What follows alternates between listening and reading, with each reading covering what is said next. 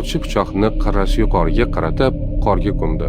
Faqat uchi ko'rinar edi. Keyin qonni tig'ga surtdi. Sovuqda qon muzladi. Pichoq uchi qizil muzga aylandi. Bo'ri qon hidini sezib yaqinlashdi. Tili bilan yaradi. Sovuq, shirin. Bo'ri hayajonlanib tezroq va tezroq yalay boshladi. Lekin tilining iliqligi muzni erita boshladi va muz ostida o'tkir pichoq bor edi. Pichoq bo'rining tilini kesib boshladi. O'lim lahzasi kelgan edi, lekin bo'ri to'xtamadi.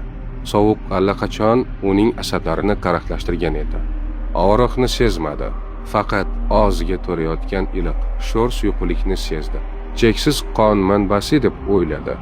Yanada tez, yanada ochko'zlik bilan yaladi va yiqildi. Yurak to'xtadi. Bo'ri qon yo'qotishdan o'ldi.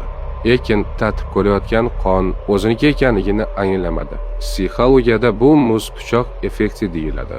Eng xavfli ovchilar qafas ishlatmaydi, lazzatni tuzoq qiladi. Endi hayotingga qara. Kechasi seni yig'latadigan olam, lekin sen undan ketolmaysan. Pulni yutkazadigan o'yin, lekin sen qayta to'ldiraverasan.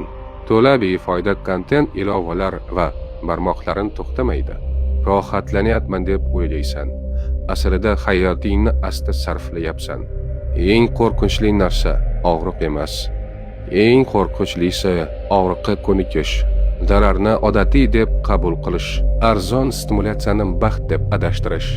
Shuni esla, seni shunchalik mast qiladigan har narsa oxirida chidab bo'lmas og'riq keltiradi.